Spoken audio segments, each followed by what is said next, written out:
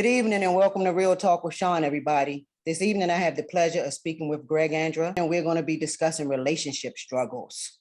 So first, I want to thank you for being with me. I think this is an excellent topic. My pleasure.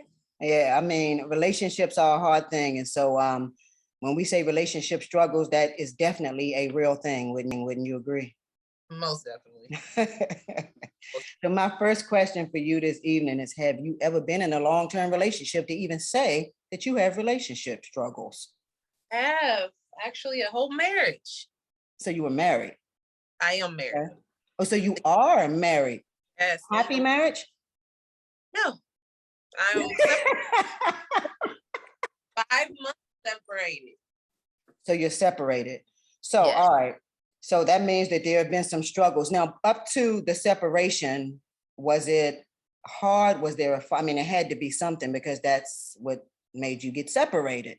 Like, what led up to that, though? It was definitely in the beginning, it was the fairy tale relationship leading. It was a shotgun wedding, proposed on Christmas. We were married by April of the next year. How long did y'all date before she actually proposed? We was just friends for a couple of years. And then when I was single and she was single, she popped the question. But that was cool though.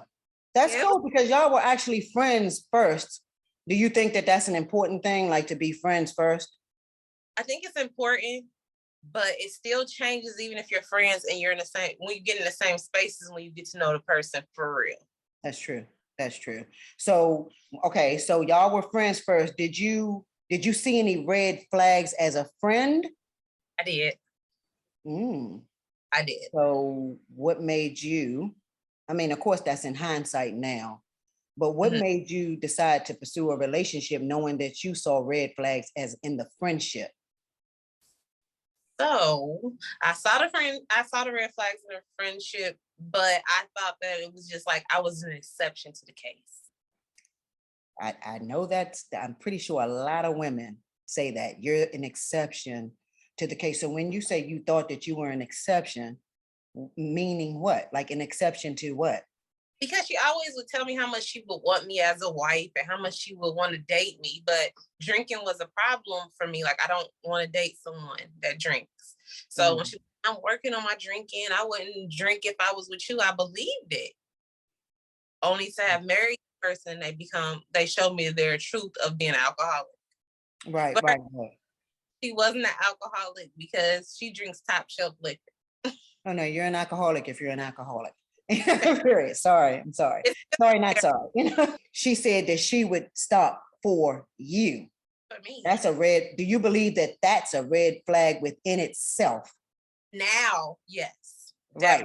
Because how are you going to stop something for me? You need to stop that for yourself if you feel that that's a bad thing. Even still, I wouldn't think, until I was in it, I never knew alcoholism was as hard as having a drug addiction. Oh, yeah. Okay. So what are some of the things that she did that that the person that's sober would not do? When she drank, she did those things. To be honest, it would be the being loud, just being like having no type of control over the actions that she, like, usually she's sweet and protective, but when she's drunk and we out, no, the security is not there. And I mean, I went from your fiance to your wife, and people coming up in clubs. I literally was in a club with her once, and a stud walked up to me, grabbed my whole face, and kissed me. But that was disrespectful on the other person. But even when I told my wife, nothing was fixed. Hold on. That it didn't matter at the time. It didn't matter that somebody else grabbed your face. I'm telling you, it happened. I was going to get some chicken. She was in the back of the club. I went to go get some chicken. The stud pulled me up, had me all against the wall in the club, and like literally kissed me in my mouth. Went back and told my wife. I didn't even feel we gonna beat her up or anything like that. And then going out the club, because nothing was done, the stud did it again in front of my wife.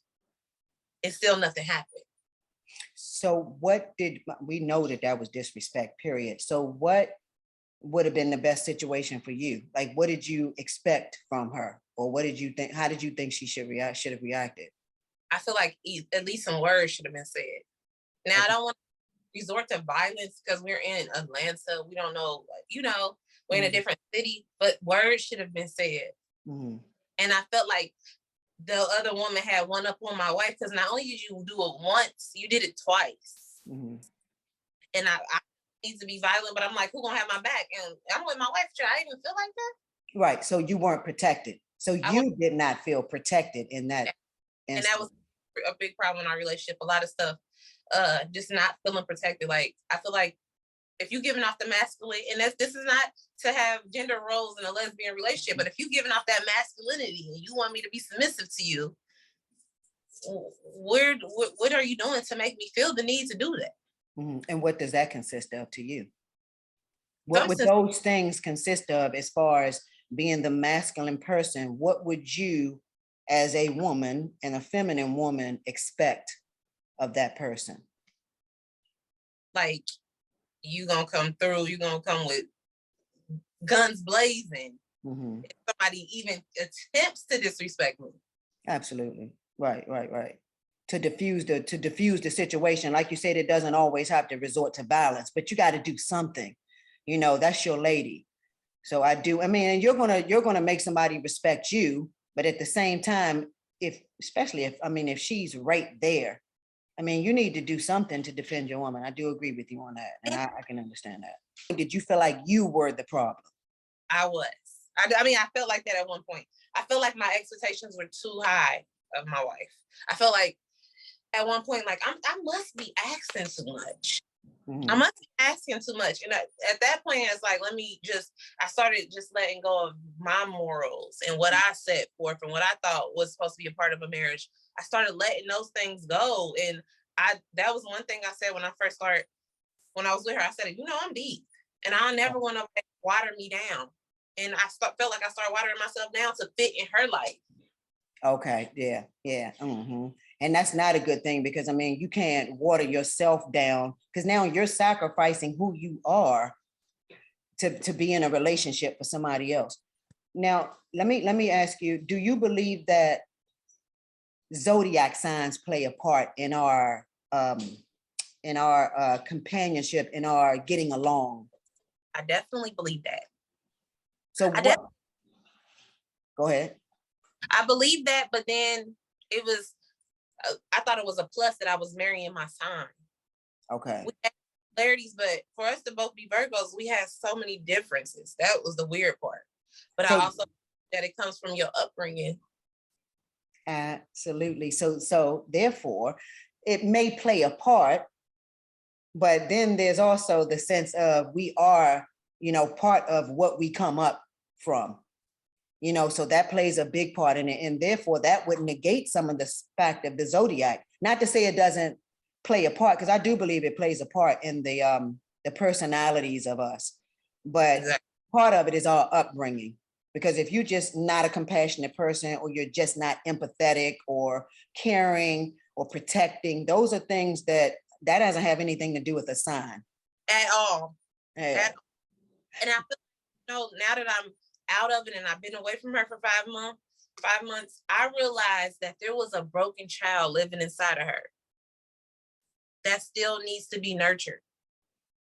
That's a big deal because we all have things that we went through as a child. And if we don't fix them, we're going to grow up with those same issues and they're going to come out in our relationship.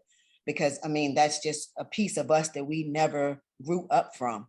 And so if you don't fix you, then you just cannot be in a happy, fulfilled relationship and expect it to really flourish, in my opinion, because you're broken. But that's the thing though, if you grow up and you beat the odds of that, which is sometimes really hard to grow out of those circumstances and to become a productive person or love correctly. Because I've learned that either you grew up in survival mode or you grew up in love. That's true. So to later on try to love someone, it takes so much work. But I think the part that made me be stronger than what I grew up in was I took months apart between, being in a heterosexual relationship and being in a lesbian relationship. I took 18 months between that to figure out if that's the move I really wanted to make. But in those 18 months, I found myself and I started to love myself. Big difference. Because when you reach that point, I just want somebody to have my happiness, not be my happiness. Exactly. And I think that's a big right there, because I think a lot of people look for their significant other to be their happiness, and they can't. They can't. You got to be your own happiness, and then y'all two just come together. I mean, it's already hard when you bring two different people together that have two different personalities, two different upbringings. And if you don't have, I mean, people think communication is just a word, but I really mean communication. I'm talking about not worrying about, you can care about hurting a person's feelings, but you need to say exactly what it is and not really worry about hurting their feelings, because in that sense, you're deceiving. And a lot of people do that. We think that we're sparing that person's feelings, but you're deceiving them and lying. Mm-hmm. So now I heard you say love correctly. I like that. What does love you correctly mean? Love correctly means you hit it on the nose. Communication. If I'm communicating to you the things that I want and don't want, don't start to think of ways to go around that or believe that I'm not saying exactly what I mean and you read between the lines and let me figure out. No, I'm telling you exactly what I want, because I'm at the age that I know that the only way this is going to work is if I communicate to you. Yeah, no reading between lines. Lines get people in trouble. And that's what a lot of people do. Nobody has time as an adult to read between lines. You say exactly what it is. Say what you mean and mean what you say. So why is it so hard to do that? I know, because I feel like people, myself included, have been that type of person. Like I said, we think that matter of fact, I'm gonna do you one better. I recently seen something not too long ago where this girl was talking about you got to know when to give your fucks, basically. And that means, can I put it? You do care, but I don't give a fuck. This is how I feel. This is what it is, period. So it's not really an ultimatum, but it's just a clear cut. It's just clear. You don't have to worry about where I'm coming from, or if I mean this, or am I trying to say this, because I'm saying it.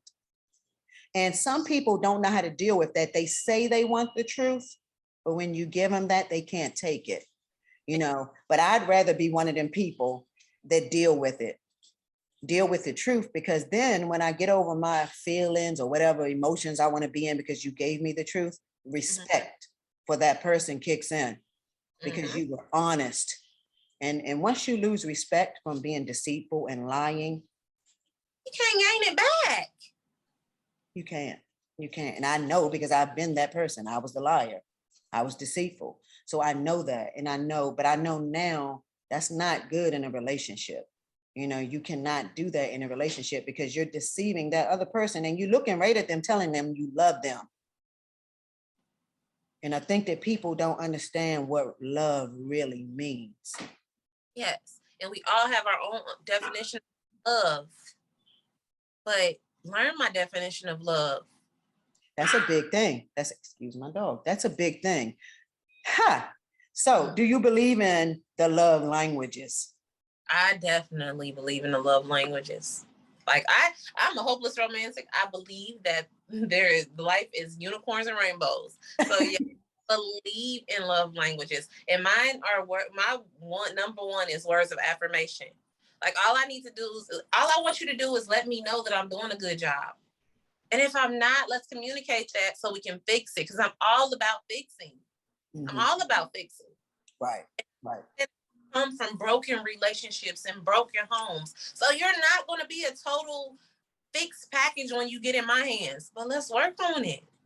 Do you believe that too much work is time to go? Or do you believe in, because where's the line? Where's that line? That's a good question because I never thought about that.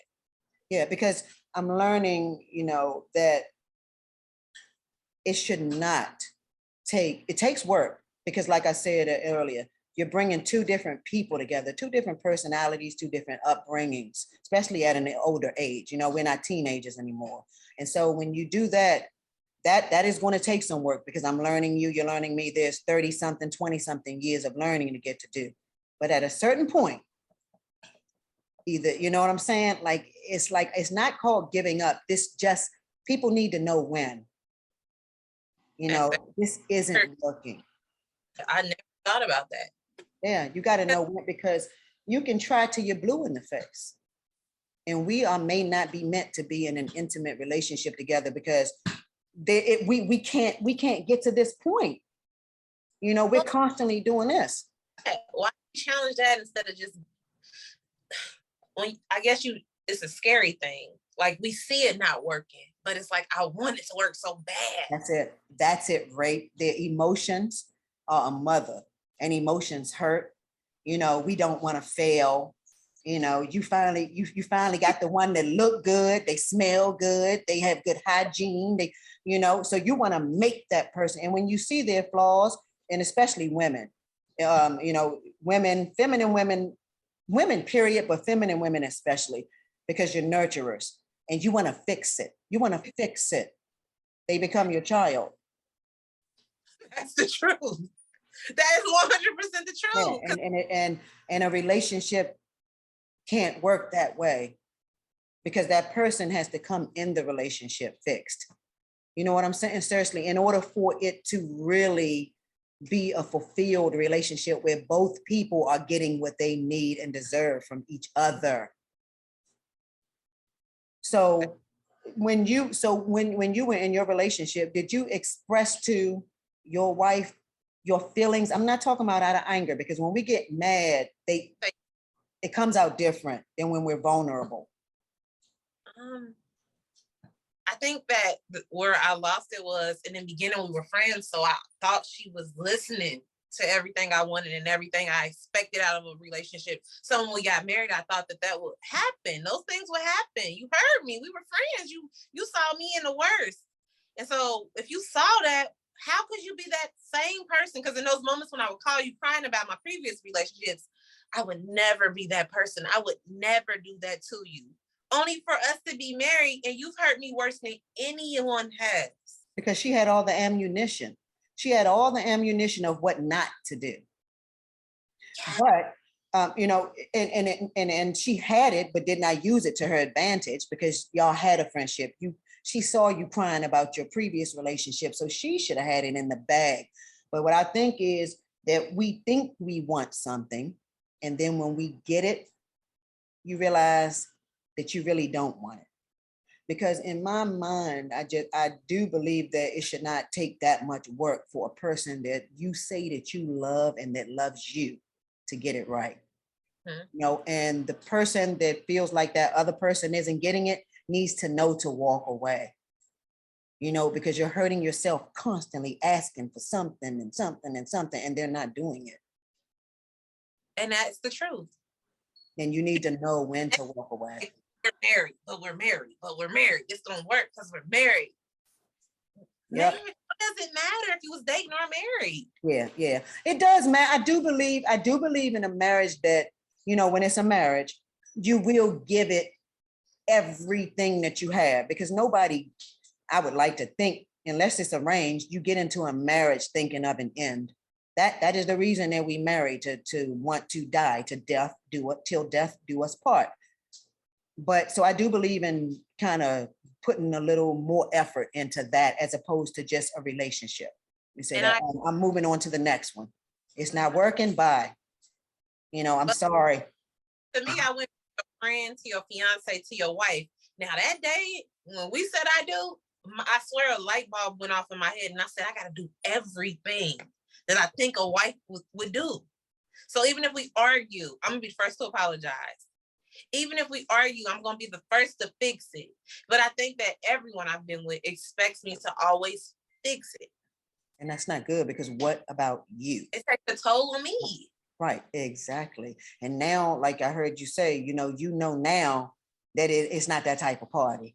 It's about you now in a sense that I'm going to make sure I'm getting what I deserve and need too. You're not going to just get everything and then I'm just begging and pleading for you to love me the way I need.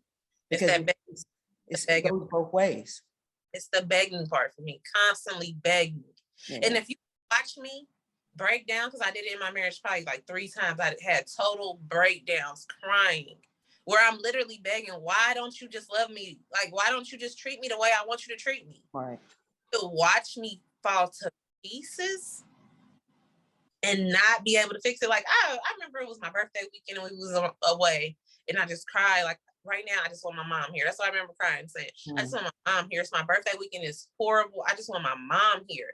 And she didn't offer a hug or anything. But so that's where selfishness kicks in to me. Because some people are selfless and some are selfish. And selfish people, they're gonna suck it out of you, and until you're dry. You may be selfless. So because you're selfless, maybe you're thinking about your partner first, always thinking about how they're going to feel, what their reaction is going to be. And you put yourself on the back burner.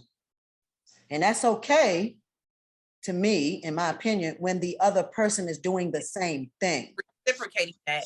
Yes. But if it's not that way, and we know when it's that way, even for those of us that try not to see it, but we know, that feeling in the pit of your stomach. You feel it, but you just keep trying to just block. It's not right. Just block your head. I love this person. Love this person. But it means absolutely nothing when you're in that situation. It means absolutely. It doesn't. It's easy to be on the outside and talk about it. But when you're in it, yeah, because you're so caught up in the whirlwind of everything that you can't even see clearly. And I mean, I know it. It's just people's emotions take control, and emotions are a mother. They will get you caught up. But you got to know, to me, you got to know how to control those emotions, which, I mean, we're human. But I think that self-love and self-worth allows us to control our emotions a little more, because nobody is going to come in and disturb your peace, because you've reached this point in your life that, no, you're going to be gone quick. I'm not dealing with none of that, especially when I know what I'm bringing. That part. Yeah. And it's real. It is real. And, that's why relationships are so scary, and people hesitate to give their self. But real love is out there. And I always tell people, even though you've been hurt, that don't mean to not give the next person a try. We're human, and we're made of love. We're supposedly made in God's image out of love. And so we are love. Just because one person is bad does not mean the next person isn't. I mean, I'm sorry. I get what you're So that another problem we have with dating and moving forward is some people can't move forward from those previous relationships or that previous relationship and love healthy. So like, that's the scary, like you said, dating is scary. Dating can be scary. And when you say love healthy, what you mean by that? Like listening to your partner, them telling you their love languages, telling you their fears, because that's the one thing. You tell me you're scared of in the argument, or I'm gonna use it against you. Like I even myself have to learn that's not healthy. No, that's a deal breaker. That's another one of those deal breakers. When you really, again, here we go. When you really love, because see, we can throw that word around a lot, but when you really love a person, hold on.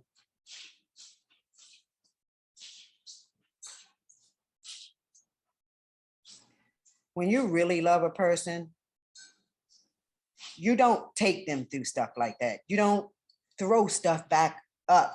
A person lets you in because they're trusting you. And when we trust, we lay there and do the pillow talk because we're really feeling this person, apparently, because we let them in. We let them into our deepest, darkest things, some of us, that we've been through, in the hopes that they're going to see us, as this vulnerable person that just wants love. I just want to be loved. I've been through all of these things. Mhm. And a person that really, really love you, they're not going to bring that back up. They're going to protect you from those things. You know, so I mean, it's a lot with a relationship. With that word love is big when people throw that around so much. Yeah. Yes. And it makes you question, have I ever been in love? Have you ever been in love? I'm not sure at this point. It's a big deal. It's a big deal to realize that, because we can think that we are. I'm telling you, you're gonna know when you're in love, but you could have been in love, but maybe they weren't in love with you. You know, that can happen too, because you're ready. You're at that point where I'm ready. You know, and then I do believe that sometimes we think we're in love, but we may be in love with something about that person, but not them. Them as a whole. As a whole, because that's the ultimate love right there. To be able to love somebody as a whole, flaws and all, not bringing those things up that they invited you into their life and shared with you, protecting the things that have hurt them in the past. That's love. Real love, and I've never experienced that. Never. Yeah. And I think that you're on a better track to experience it, because you have reached the point of loving yourself first. Mm-hmm. And I think, like you said, and once you reach that point, then you can see the bullshit coming a mile away. Most You know, definitely. and before it get there, you're you know, back on out. Because you know, don't nobody had time to be dealing with that no more at our age. No. Either you're going to come correct, or, you know, don't come at all. And another thing, you know, if, you know, not everything is a relationship. If you just want to sleep together, be honest about that. There's that honesty factor all around the board. People come at you as if they want you, but really you want something from me. Just be honest. No, yes. Just be honest. We're two grown adults, because that person just might say yes. They may be wanting the same thing. So it's a lot. Now I heard you say that you don't know if you've ever been in love at this point. At what point did you realize that you may never have been? I don't know. One day we was having a conversation. Me and my wife was having a conversation, and I remember getting so mad that I hung up on her. And I just was thinking, like, and no, what it was is the last time I saw her, she popped up on our anniversary. Mind you, I moved to a different city and state, 3 hours away from her. And she popped up on our anniversary at midnight. And I kept telling myself, when I see her again, how am I going to react? How am I going to feel? I saw her. I wasn't angry. I wasn't upset. I was upset because she popped up, but I didn't feel the urge to fall into her arms or hug her or kiss her. Yeah. That part was gone. How can you love somebody, but when you see them, you don't feel anything? Yeah, but that's true. No, that's because I think that I still don't know if you were ever in love, but I think what that was is that she had depleted all of that love. Whatever the case, because I'm not even putting you on a pedestal. I don't know, what you may have done. It takes two regardless, but we're talking to you. So in this sense, I believe that you were like that, not feeling anything because you're just done. And most women that give it their all, and try, and men too, I'm pretty sure, that try and try and try. When you're done, you're done. Yeah, and I never thought I would feel. And so there was love at one point. I never thought I would feel that way about her at all. Because you couldn't see that at first, because you're caught up in the tornado of what you all had. And so once everything, the smoke clears or the wind stops blowing and everything is clear again, then you can see you. And you may not like what you see when you see you. And so you got to come back and regroup and get yourself back. Because I always tell anybody, I'm not willing to sacrifice myself for nobody. I'm not. I don't have. You shouldn't have it. I don't have it in me again. Yeah, you shouldn't have it. Correctly my way or no way. And that's the problem that I think I've always had, is not demanding to be loved correctly, not demanding respect. So at this point, I'm going to think like it is. I'm going to be stern to how I feel and what I accept or not, or I don't even want to be a part of it. Yeah, no, I agree. I agree. And I think that's a good thing to realize that, like you said, I like what you said. You saying demanding to be loved the way you need to be loved, right? So like you said, and do you feel like it's hard? Do you feel like you're asking for a lot? When I don't. So what is it that when a person comes at you and they say they want to be in a relationship with you, you're at that point, like what is it that you expect? Just, is it something simple that you expect that would make you happy? Loyalty. I've never experienced that. And that's not just in relationships, but friendships, any of ever experienced someone being loyal to me. And if I could see and watch you, like my wife, I saw her fight to argue with me about her ex's kids being her children, her cousins, and all this stuff. I saw you fight for the respect for me to respect them. But I never got that same thing. You never told them, oh, you're gonna respect my wife. No, that never happened. Hold on. So you saying that she made sure that you respected her previous situations, relationships, but did not make sure that you, which is her new in her life that she's living, right, did not make sure you were protected? No. Okay. And that's a big deal to me, because our deal breaker was, after you've done all these things, drink, be very disrespectful and stuff, we could have, I never once in my marriage, but to come to my home with your ex to make a point, and you thought it was just gonna make me mad. Come to your home? To our home. With an ex? With the ex that you said you want to spit on if she was on fire. Come to your home with an ex. Okay, I mean, I'm not being put for what? And what could possibly be the reason? We were arguing. I called my family and Mom said, come home for a week. She said, because you're married, you can't give up on your marriage. So me and my kids packed bags. Mm-hmm. So she said that initiated her taking a Wi-Fi box, doing ridiculous things that night. Mm-hmm. And she drove. I don't know how her and her ex met up, mm-hmm. but they pulled up to my house, came inside my house, and my wife had the nerve to say that her ex just wanted to talk to me because we shouldn't be getting a divorce, or we shouldn't be doing this. She should not be involved. Nobody. Nobody should be involved in a relationship. I don't believe in calling friends for everything, or parents. Damn sure not no damn ex. Nobody, especially a marriage, a relationship, but a marriage especially. You don't bring nobody in your marriage. That's why communication. Hence the word communication, because it's about you two, not nobody else. Even the ones that aren't giving bad advice, it's still, you just don't do that. Our argument, I kept saying, let's stop trying to make somebody else's marriage the goal for our marriage, because only me and you can set what for our marriage. Because and even if you do look at their marriage, that's just a picture. You don't live with them. People portray what they want to portray in public. You don't know what people's ins and outs are going to be. I only want to be what me and you are, not what nobody else is.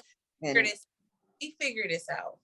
Yeah, absolutely. Let us figure this out. I don't care if they've been married 50 years. They on us. They on us. No, you need to know me, learn me, not them. And I need to learn you, not them. And because this is what we're working on right here, not them. Yeah, you didn't marry. Crazy. What was the last straw for you that you finally said, you know what, this is it? Her coming into my home with her ex and telling me, oh, she just wants to talk to you because she don't think we should get a divorce. Why would I need to listen to that from your ex? Yeah. And bringing her into our home, my safe place you brought your ex into. Your safe place, that's true. That is your safe place. 5 months later, and I made a mistake. I shouldn't have done that. I said, I felt like y'all came in, shot me, and I fell on the ground and y'all both was over my body laughing. That's how I felt. I believe you. I mean, she brought her to your home. That was your safe. That was our place. And you didn't brought your ex to talk to me. And she just was helping me get my stuff out the house. But you know, immature people do immature things. I mean, that's just simple as that. Liquor plays a part. Say who? And the liquor then plays a part. Of course, and that mixed in with it. Was there any physical violence involved? There was physical violence involved, but I will not ever say she never put her hands on me. She swore she never would do that. But it was times of her being drunk and belligerent that I just couldn't help myself, and that doesn't make it right. But even then, I would question myself, like, oh my God. I was wondering if it's love that can give me, but it was just like, I couldn't shake her. So it was like, let me just grab them dreads and yank. Maybe she'll just like understand or like really see that she's hurting me. Like, I know, isn't that crazy? So your reason for putting your hands on her in your brain when you were doing it was for her to see what you're doing is hurting me. yes. She could not get it. So you felt like that was your only outlet? Anything like, let me, because I can't say words to you when you understand it. Let me put my hands on you. And it doesn't make it right at all. It doesn't make it right. I'm very regretful of that. But it's just like, how do you not see that you're hurting me? Like, how do you not see that? And her thing was, you want me to love you the way you say love you, but you're not loving me the same way I want you to love me. And she's told me. But my whole thing is this, and she held it against me, and this was going to always be a problem, is I have an issue with affection. So I told her one day, she's like, I said, I struggle with affection. And I said, I feel like that's why my relationships fail. And she said, oh, if that's the least I have to worry about, that'll never be a worry. But when you get drunk, I would have thought by now you're my wife, you will be affectionate. But like I told her, you've never put me in a place where I felt like I needed to jump into your arms and be very affectionate. Because you never felt protected. A person that jumps in your arms, so to come in my arms is protection. And if if you don't feel protected, you're probably not going to run to my arms. So exactly. Then I have to understand my part too. Because I think that we in relationships, we really have to, at the same time that we can see our partner's flaws, we have to be able to see our own too. And only then will you be able to be on a path to change and be the better person for them if you choose to do it for that person. But if you don't, you're only going to see what your partner isn't doing. Exactly. You know? Like, I know all of affection. I literally, before we got married, we sat down, we looked at each other, and I said, maybe we should have a girlfriend. I was looking at that. And she said, why would you say that? I said, because I can't give you affection and I don't want our marriage to fail. So maybe if we had a third year that could pick up where I lack, that will make our relationship successful. I don't know. We don't need to do that. Why would you want to do that? But I was like, whatever it is, like, I want my marriage to work. Right. But maybe I just wanted affection from me. So it didn't matter if we had a third. I do agree with her. Well, I don't know her, but I would have wanted your affection. That is I mean, it could make somebody feel unwanted, but at the same time, I blame her for saying it's okay. And the moment that it wasn't okay, there's a way to talk about it and not lash out when it's convenient for you because she's doing something else. And now you want to use that as your backbone. You can't do that because the moment you start, that's not cool. That's not, or like this, we would go out in groups. Like it was always couples. And I understand you love my figure. You love being seen with me. And these girls and your son-in-law and daughter and your best friend and her husband, they gonna bend over and twerk on their mates in the club. I am not that person. So, you know, one night we had arguments because if I'm your wife, why would you do that? You my wife and you can't do that? I never did it before, so why would I do it now?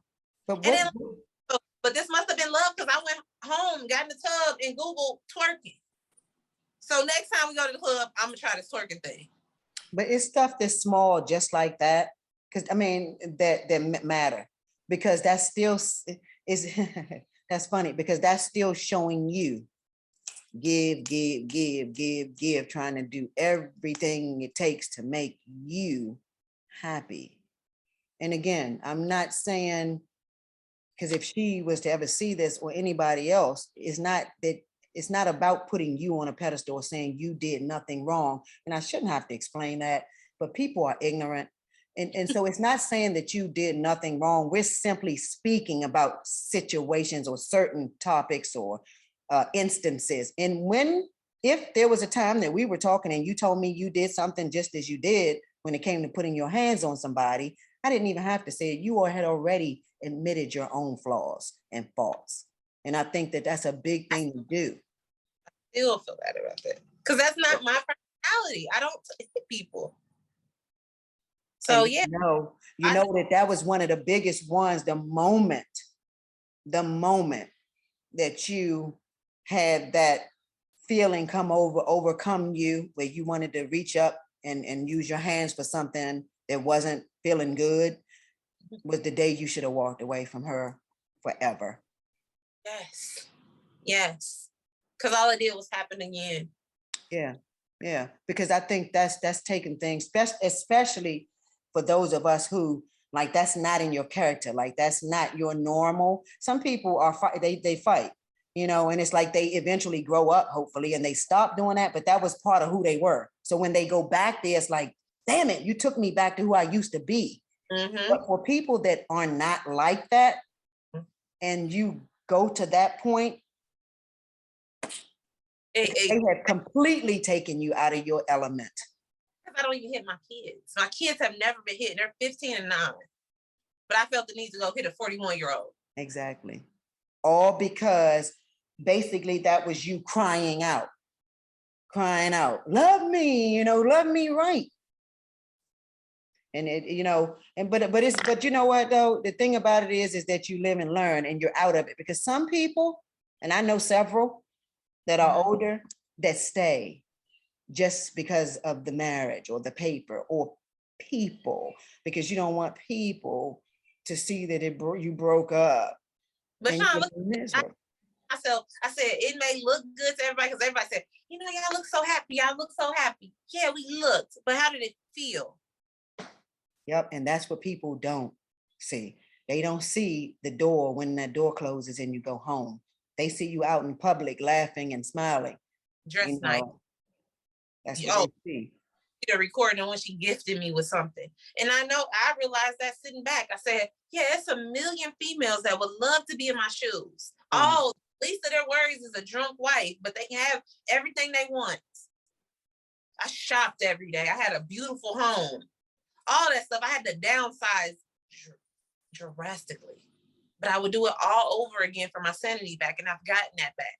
I think that says a lot about your character, because we know, as we just got finished saying, a lot of women would have stayed just because of the money, and that does not make me. And whoever is doing that don't say a lot about yourself. I think you really need to evaluate yourself. Yes. Anybody that's doing that, because that really, you look happy to me looking at you. And so if you had to downsize, I would rather be in a goddamn box. That's my words. I always say that. This apartment over the square footage I had in that house. So I tell you, I would take that small square footage over anything to have sanity and peace. To be able to smile and really mean that smile, not a smile that hurts because I'm faking. And a lot of people live that life. And so to me, you've reached the ultimate goal. It takes more work to do that. It does. It takes a hell of a lot of work to do that. And where you are right now is the ultimate goal to me, is to reach that point of self-love. And anybody that, like you said, comes in your life, you're just a bonus to me, because I'm okay. Yes. Yeah. And I'm looking forward to that one day. I just want the extra bonus. And the thing about it is, I want to feel what I wanted to feel in my marriage. I want to feel happy enough to get up and cook and do all this extra stuff for you. I want to feel that. Like, I did it all in my marriage. Like, always trying to maybe this will make her happy. Maybe this will make her love me the way. Like, honestly, my wife would have spent or saved so much money if she would have loved me the way I wanted to. One day she took me to a meditation store. We spent $36 on the stuff that I wanted from the meditation store versus want to go get the latest sneaker or the latest bag or just jewelry, because it was always, if I want something as small as a plant, that ain't what my, not my wife, not my wife. My wife deserved this. Now, that's big, because me, myself, and I'm pretty sure a lot of guys or masculine women, or I know a lot of people use the stud word. So, you know, not stud word, but a lot of people say stud. But that's big what she just said. So when you really love, you would take that $36 over $1 million. I mean, I'm being exaggerating right now. But you know what I mean. That's more important for them to show you how much they love you. Give me those things that I need. The money, that's amazing. Yeah, but that's my love language. Is just, I just need words of affirmation. If I gotta be the one to cook and clean and you go out and work like that, for you to come home and say, babe, and that's the thing she did give me. She would say, you are an amazing wife. She would say that all the time. But if I'm an amazing wife, why don't you fight for me? Because I didn't feel like you were fighting for me. Because the moment that your stepkids come around and let's do drink for drink, and you know I don't like that behavior, you would choose that every time. Because of the selfish. Again, selfish, because you won't be, I'm gonna do what I want. We flew out to Vegas to get married. The night of our wedding, I felt horrible. I was just having stomach pains. I didn't feel well. So we didn't even consummate our marriage. Next morning, I'm like, I don't feel well. I don't think I can go to the Grand Canyon. Well, you need to get up because my cousins is expecting us to go to the Grand Canyon because that's where you said you wanted to go. I'm like, I could just lay in bed. You can go to the Grand Canyon. What is it going to look like? If we consummate our marriage in Vegas in this beautiful suite. Yeah, and not only that, like, I don't feel good. Like, I mean, what the fudge? I mean, like, because I mean, that was a sign too. It was. One thing I know now is red flags never turn green. Yeah, that's do you believe that red flags can turn green? No. You don't? Because I mean, that's something I never heard. And I'm wondering if somebody's red flags could turn green, or should we even stick around because it's a red flag? Yeah. You know what I'm saying? That's kind of, because people do, some, they do hear you. Some do hear and they get it. Now, the question is whether that woman has checked all the way out, because a woman will leave a crack. Before they give up, there's always a crack, man. And all you gotta do is push and pull up. You had a crack because you pulled the hair, you did things. That was those were the cracks that you left open. Had she saw it, and fixed it. But I do believe that some people get out of the selfishness and do learn, you know what, if I don't fix this, my wife is going to leave me. And I wanted that, but that didn't happen. I had to be, my absence is what makes you think that you're going to change. But even when we talk, you send your representative in at first when we talking, but eventually he leaves and you come back. Look at old representative. So you believe in that? You believe in the representative? Yes, I definitely do. Not for everyone. No, not for everyone, but I think that I think that everybody has one, but I think that it shouldn't be so far off, because we all gonna come. There's nothing to be mad about. There's nothing to argue about. So I mean, we call it a representative, but you're only getting the best me because there's nothing wrong. I'm just meeting you. No curve. When a altercation or a disagreement comes in, that's when you start to really see the real person, because how they handle that situation, it sets the tone. The first time you have a disagreement or altercation, it sets the tone. And I don't know what you all's first altercation was, but I know, like, the marriage thing. You didn't even protect her the night. If she's telling you she's not feeling good, I'm calling everybody. Yo, I'm not coming to the Grand Canyon, because I'm gonna lay right in this bed with you all day. And I'm gonna get up and go make sure you eat. And I'm just gonna be your maid all day. And I told her recently when we was having a conversation, I said, I'm still looking for the aha moment with you. I have yet to see that.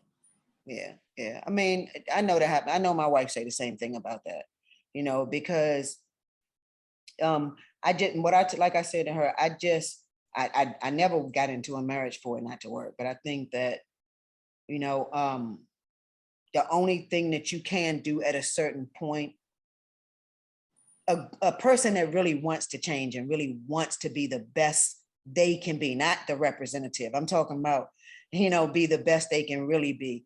The only thing you can do is learn.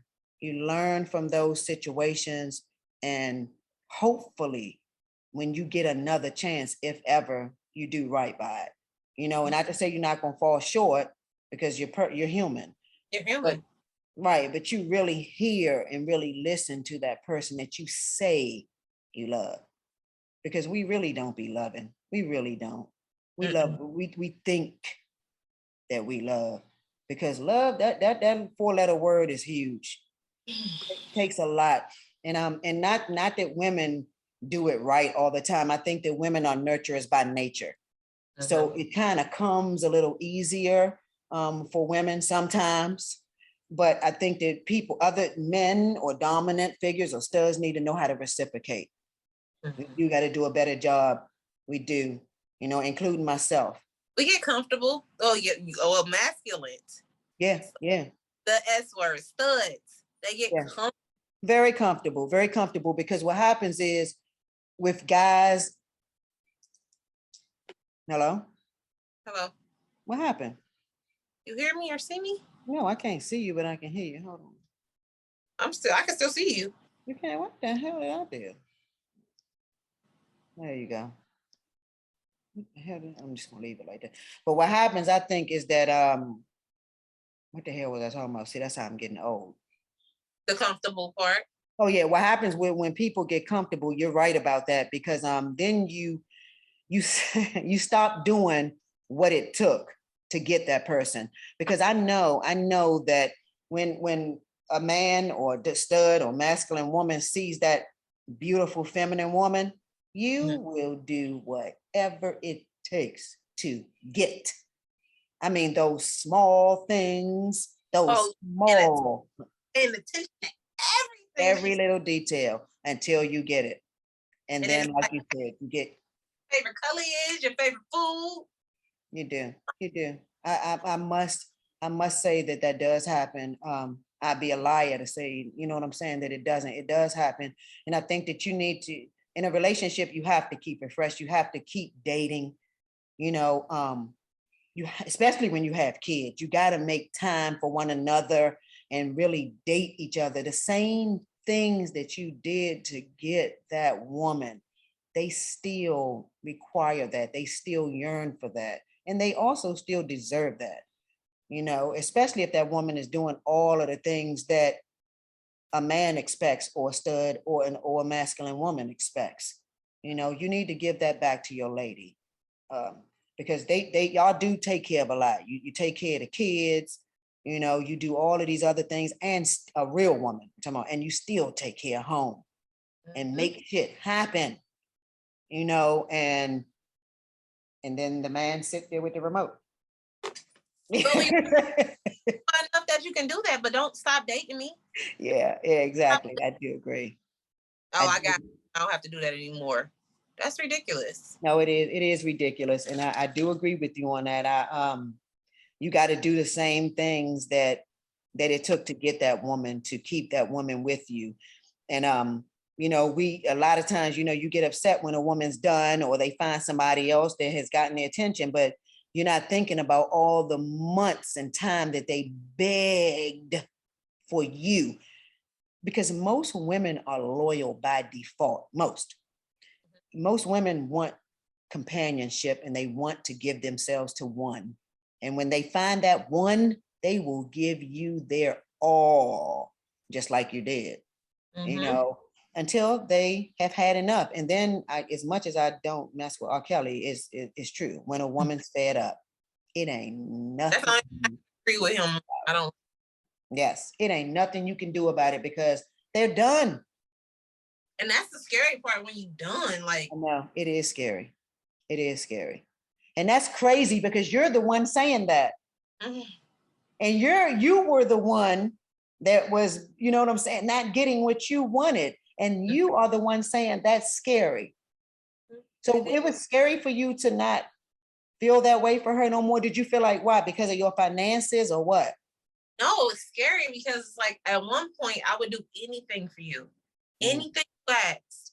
I was even like, I would even, you know, I understand loving you in your love language or loving you the way you want to be loved. So some stuff I was willing to compromise of myself to make you happy. Right, right.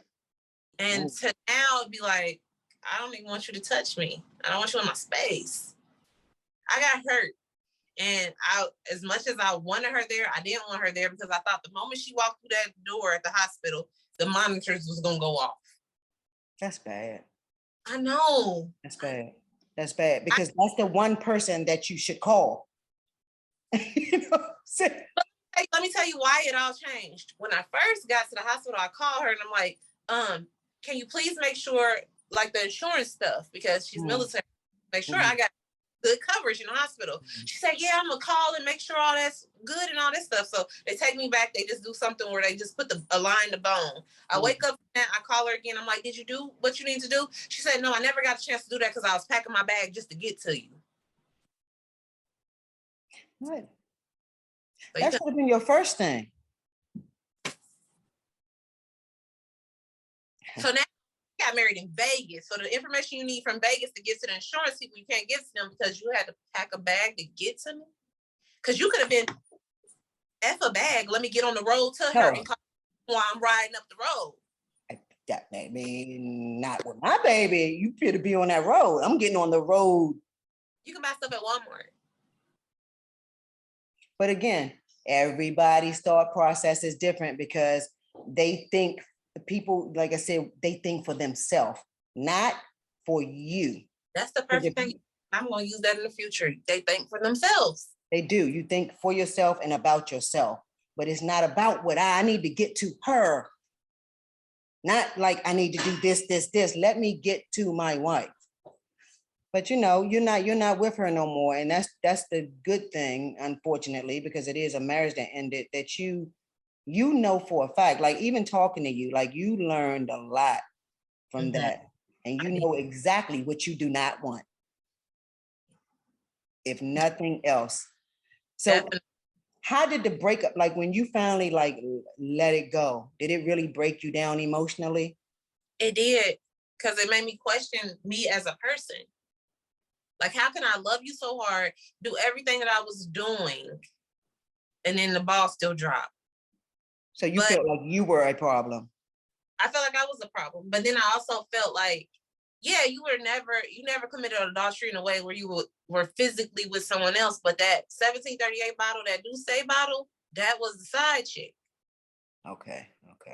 So ultimately, y'all problem. So it sounds like had the alcohol not been involved, maybe. But I only say maybe because another thing that I was so, oh my God, I just want to be with you. I never took a look at her as a parent. Big deal. How was she as a parent? Because you do have children. Her as a parent to my kids, she was great to my kids. But her own child, she's great to her child, but she has soiled her in such a, when I say spoiled, rotten, and manipulative, that's what her child is. So did that come in between you and her? Yes, because I felt like I was bowing down to her and her 16-year-old or her 15-year-old at the time.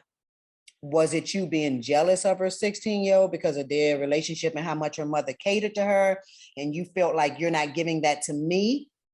Or no, hey, you don't know that me and her are two separate entities. So your relationship with me should never roll over into your relationship with her. So like, if you do something for me, you're guilted, because she said to me, she said, I've never spent thousands of dollars on her at one time, meaning she was comparing what she spent on her child to what she spent on my wedding ring.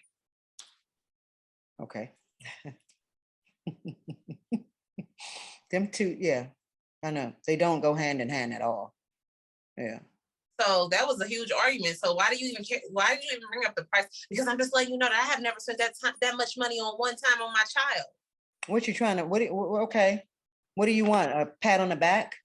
That's what I want to know at that point. Yeah, because your money, you can keep your money. Listen, first of all, that does not make love at all. You know, I'm a money person. I am. I'm a money person, and I'm like that. I love to get my wife the big ticket items. You know, that's just who I am. But at the same time, if I don't have that, that's still not going to change me. You know, that money does not make me. That money, I still want to love my wife the right way.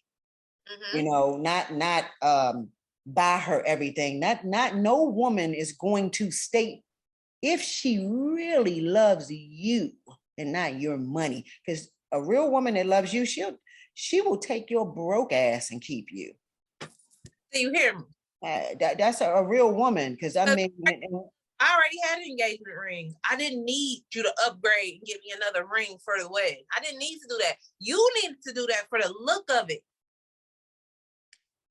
So that was an argument that didn't never have to happen because you didn't have to upgrade me. But that was the look of it.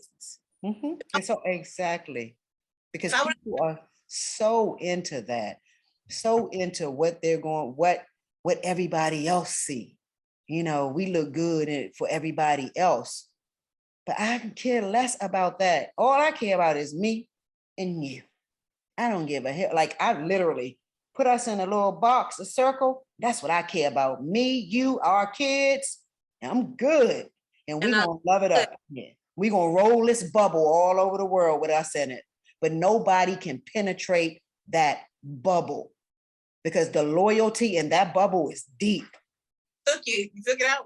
I remember sitting in the kitchen one day cooking. And I just was like, I don't want to be here no more. I have the dog of my dreams. I have the house. I have the wife, my kids.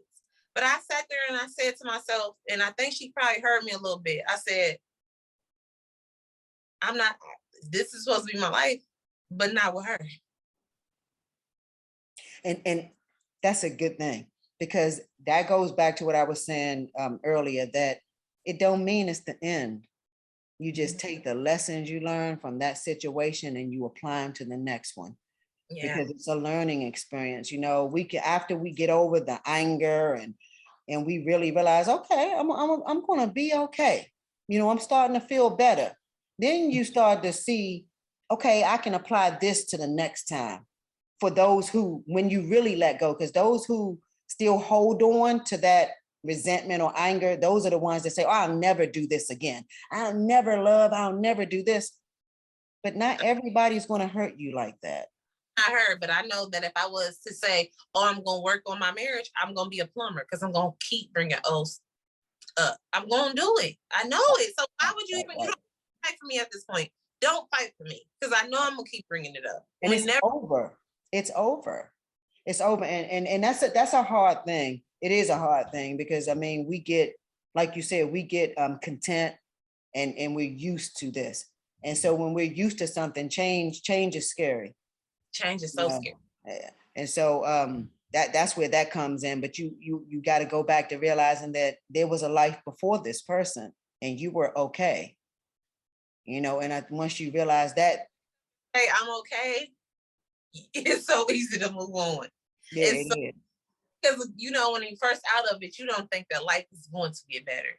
You don't, not at all. What didn't work takes your appetite. Like, have you ever been in it takes your appetite? What? Never thought that I could ever feel something like that until heartache. And I mean, food. I mean, you want to eat because your stomach hungry, but no, it's the worst feeling in the world. But the moment, first and foremost, what helps is to know it does hurt. It does. But you're not going to die. You're not.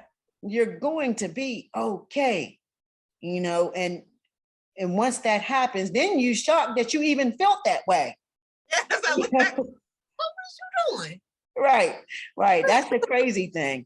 That is the crazy thing. So you're open to loving again? Most definitely. Because I know I'm gonna meet my person.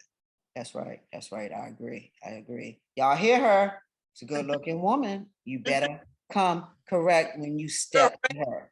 Every step you better go correct. I got one last question for you before I let you go. Do you promise me? I need you to promise me that you gonna always spread peace and love in this world. Most definitely. Good. That's what's up. I love that. Thank you so much. Nice talking. Thanks. Same here. So yes, it's your girl Gregendra, and my different social medias to follow me at are as follows: Gregendra, spelled GREG /ANDRA, Heflin Day on Facebook, Vanity_Mirror on Instagram.